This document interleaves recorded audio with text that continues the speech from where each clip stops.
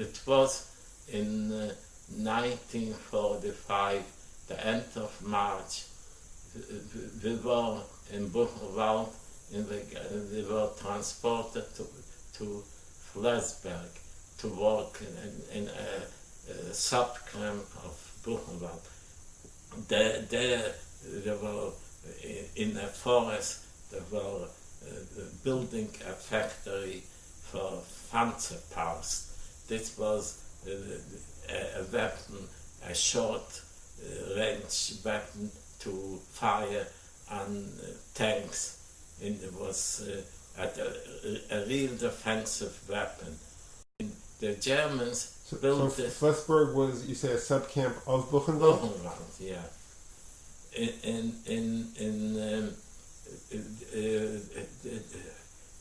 They tried very hard to conceal it because it was the time when the American and the English were bombing everything that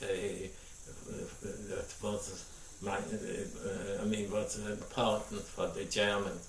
Factories, railroad cars, towns, so they thought this was in a forest. They wouldn't, I guess, discover this factory. Flensburg was a very primitive camp. We didn't have any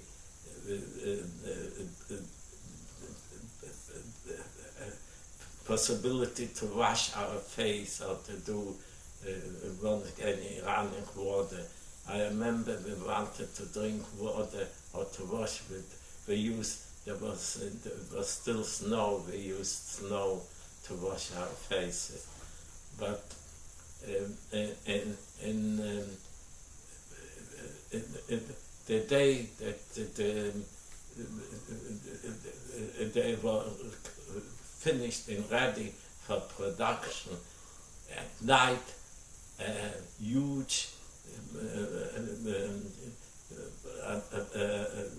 plane, American Fortress, came in, and there was a light hanging over, illuminating the whole camp, and then a blast, a direct hit, destroyed the building, and even in our room we felt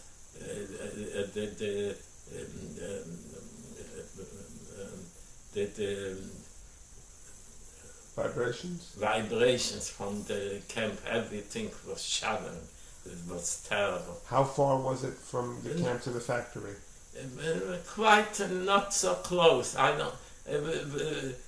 guess a kilometer was not so close, but we felt it in our barracks. But in next day we had to. Our work was to pick up all the splinters from the wood that were shattered all over trees in the SS were very angry. They used to hit us, you could see that they weren't in a good mood. Food was very bad. We got, I don't remember, very little bread, and the soup were always made from beets that they give to the cow and water. There were the Jewish boys from Hungary, and they weren't used to starvation like we remember. One boy found in an empty wagon a piece of corn, and he ate it, and he died the next day.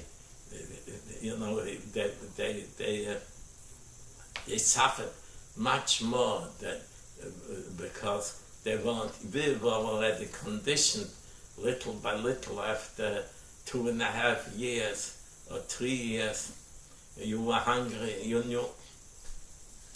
But then we heard already that, I don't know how, that North Germany, Aachen especially, they conquered, and the Allies are moving in Germany. And we had hope, but in the same time we were very afraid that if we'd be able to live to the liberation, then it came Pesach. Before Pesach, there were three brothers, Berman brothers. They were from Gorlitz, and they were roofers. And somehow they were able to go out and work, repair roofs in the village from Flesberg. And they came back with a few wheat grain, a few, I don't remember how much, a grain, wheat grain, a few. So it was before Passover, so somehow they managed to grind the wheat kernels. Of course, there wasn't any fine flour, and they made little matzahs. It was the size of a silver dollar in thick. And they had the pipes from the power plant was exposed and it was very hot, so they put it on top and they baked it. When it came Passover, we all gathered in the evening. We said somebody remembered a little bit the Agada, but we all cried, and they shared a piece of this matzah. And the atmosphere, sitting in the dark, and knowing that the end of the Nazis is very near, but we know the question is if after so much suffering if we would be alive when the time comes and they will be defeated. As I am going to continue our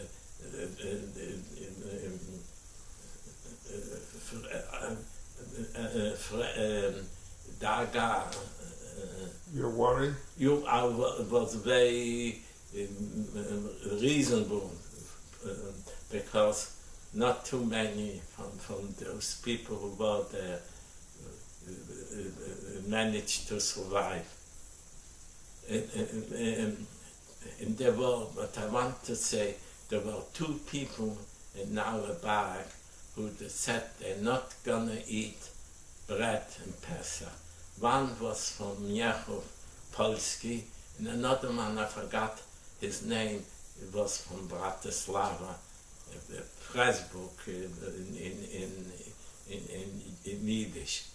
And when it came, the man from Polski couldn't apparently, when it came like the 4th or the 5th day, he broke down and he finished all his portion of bread that he accumulated.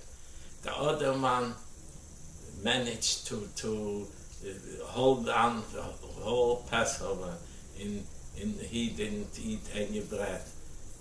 And I don't know how he survived on the soup, or maybe he changed for some other prisoners the bread for some vegetable or another cooked meat, but he managed to hold on which is like really Mesurat Nefesh in this condition to do.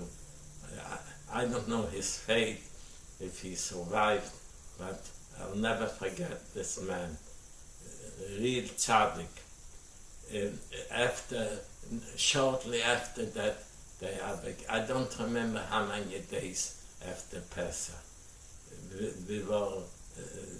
They evacuated the camp. They put us on railroad cars, freight railroad cars, and packed up so many people that we didn't have in the beginning where to sit. It was on the floor. It was so tight.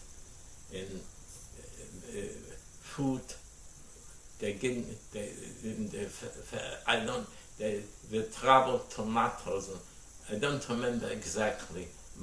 10 days or 9, and it was the most horrible condition.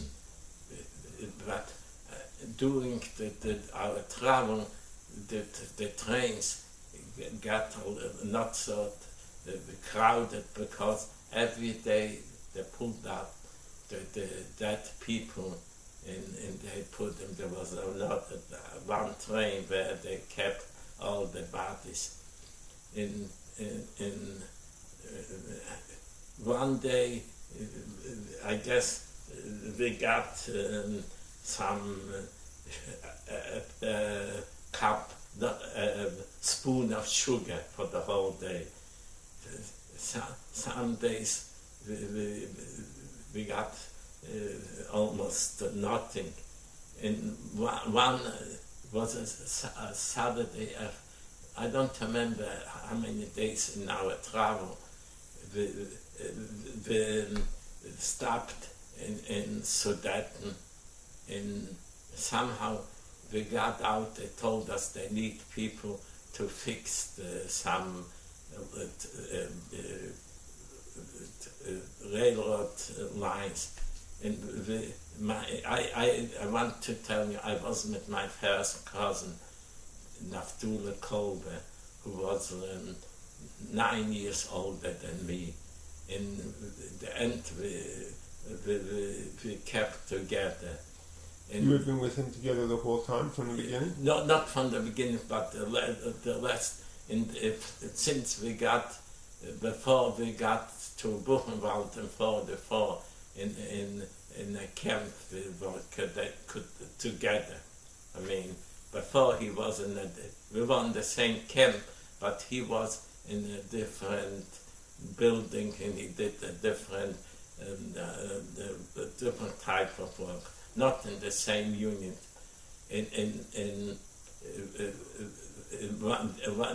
That day we went down. He somehow was afraid to go down. I said, what I'm gonna lose.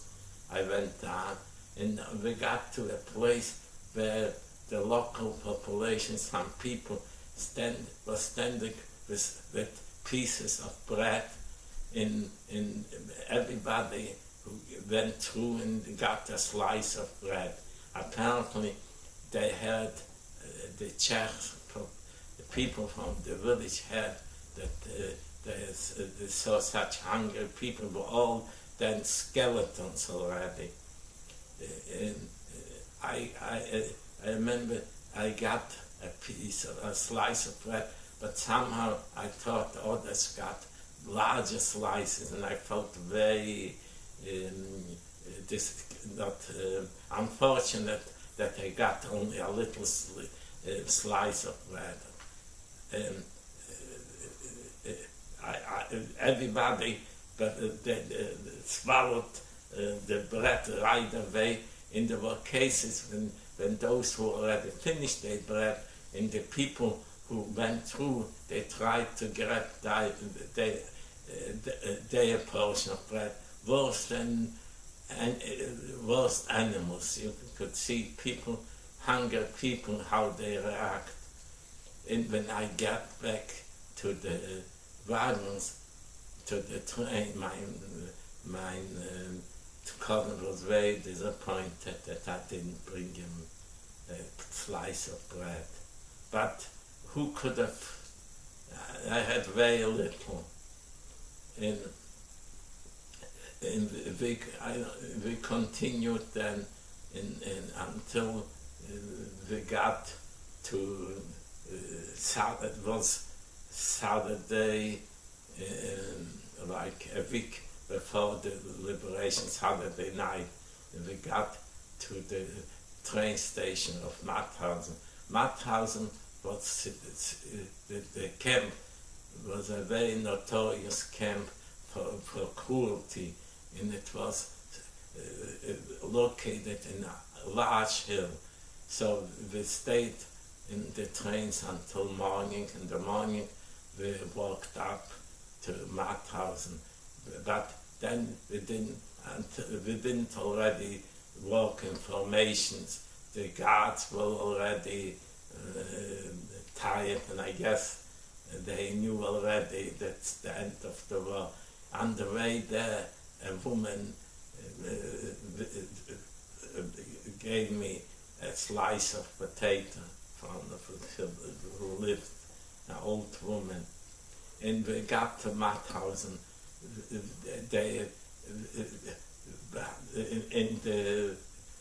Behind the buildings, there were the administration buildings, which was the kitchen and the crematorium. Everything was like one row of building.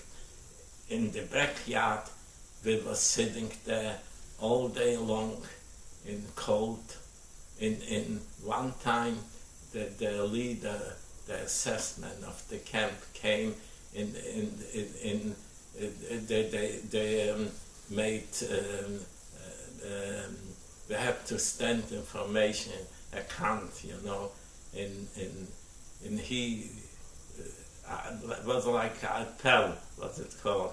We had to stand in trees, and he came and he asked the German was the leader of the camp, a German political prisoner, and he asked him in German, what Nationalität sind diese Leute? He answered, hauptsächlich Jiddisch, in Juden, hauptsächlich Juden. He answered, die verbleiben doch zeitweilig, nachher werden die verschwinden. Means the largest part of the people are Jewish. So yes, we're gonna stay there for a while, and after this, we're gonna disappear. So we stayed overnight there, and it was freezing. It was the end of April, it was still dark. We were woken up, and they gave us coffee and a slice of bread, and everybody went through. The same thing happened, that the people who finished their bread on the other side tried to grab the bread from the people who came with a slice of bread. My cousin barely ate the bread. He was already like half dead. And I remember one time he said Shema Yisrael with such crying, with such kavuna, and apparently he had he felt that he is not going to survive, and he complained that he couldn't hear already. He was very weakened. Sunday morning they took us to take a shower, and they took all our we came to a camp, to a part of the camp where before we went in to the barracks, everybody got a haircut. And then my cousin collapsed and passed away. We went through what's interesting, they took all our clothing, was considered like a hospital, but we were left with our shoes in a blanket, and the people walked around naked but with the blankets. All our toilet was in big barrels, and in this we had to do our things in the barracks, and there was people who their job was to take out the barrels in a Leichenkommander. The Leichenkommander was the people who passed away. They put them on the side, and at the end they carried them out outside. There were so many bodies that they piled them up like you pile up wood between two barracks, like hipped together. Must have been hundreds of bodies, skeleton bodies, and we came in there like Monday morning, and there were rumors that the Americans are coming, but one day all the SS disappeared, and the prisoners took over the guarding, and came. How many days was that after you had arrived at Mauthausen? We arrived at Mauthausen like Sunday. Monday morning we got out and got the shower, and Saturday the Americans came in. So you were there for 1 week? Less than a week in those there. We slept it was like 3-story beds. In 2 or 3 people in one bed. 3 people, I'm with other two from one side and one from the other side. I remember I slept with Lupken, and from the other side was some guy from Karpatorus, another. But the Americans came in on Saturday, and we went out to this. In Europe, they used to keep from the potatoes for the winter in the field. They digged out like a pit, a huge pit, and they put the potatoes, and they covered it with straw and then soil, and they lived in the top. They left for air, an opening. This how they stored potatoes. We got such a potato pit, and we started to roast potatoes. This was after the Americans? Yeah. But then they didn't let, everybody had to go in. And the next day, they brought the people from Mauthausen, from the town, or was a village, and they made them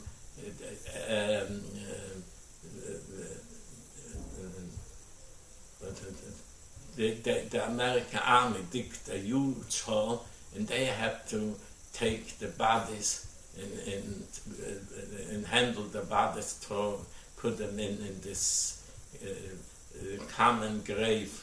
Must have been thousands of bodies, hundreds, and they used to say they didn't know anything, and I remember they used to wear gloves, leather gloves to handle the work.